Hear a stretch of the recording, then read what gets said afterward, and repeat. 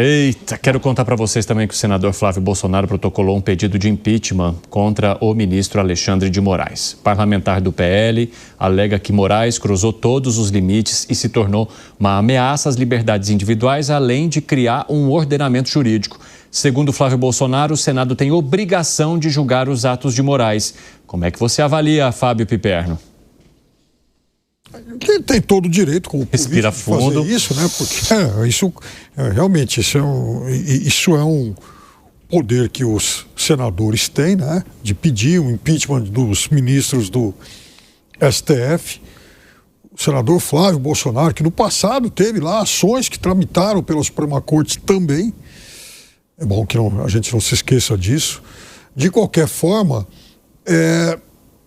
eu acho que esse é mais um tema que bota mais água nessa fervura toda, né? Eu acho que se a gente está num momento em que as partes devem buscar um distensionamento, ele vai exatamente na contramão disso. Ô Zé Maria Trindade, como é que vai bater essa estratégia? Então, agora há pouco nós analisávamos a atuação de Eduardo Bolsonaro, que está lá nos Estados Unidos. Aqui no Brasil temos o senador Flávio Bolsonaro, também filho do ex-presidente, falando sobre impeachment de Alexandre de Moraes. Como é que essa história vai ficar, hein, meu amigo? Pois a lei de impeachment, ela é única, né, para presidente da República, para ministros do Supremo. Até conversei esses dias com o senador sobre a necessidade do Congresso, longe de qualquer proposta real de impeachment, sentar e regulamentar o que é um processo de impeachment de um ministro da Esplanada, ou ministro do Supremo e de presidente da República. Ao aceitar analisar o pedido de impeachment de um ministro do Supremo, automaticamente o Senado afasta o ministro do Supremo Tribunal Federal por 180 dias. Então, vou repetir.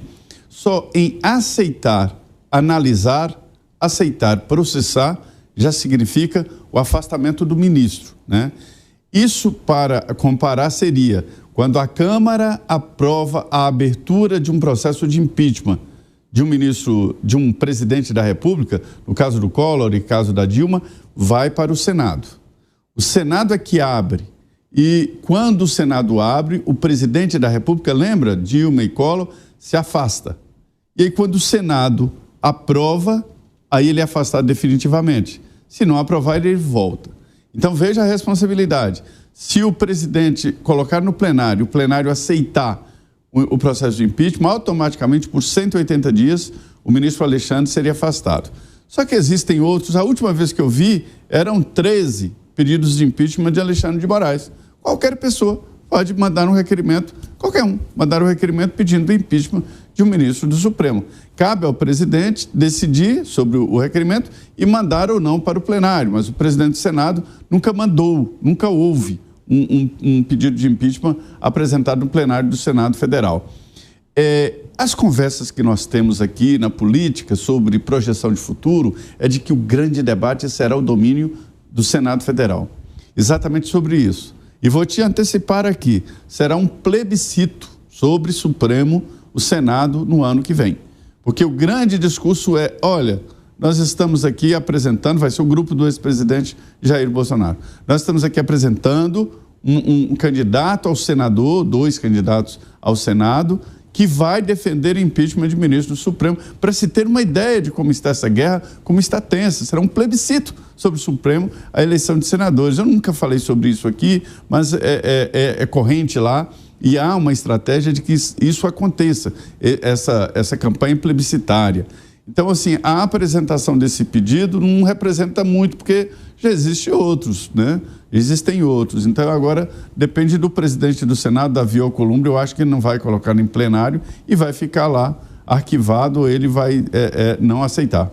Fala, Gani. Olha só, eu acho que é um caminho absolutamente válido e eu acho que é um caminho correto, muito melhor do que apostar na tarifa de um outro país para ter algum tipo de pressão. O caminho é exatamente esse. O Senado Federal seria o contrapeso ao Poder Judiciário.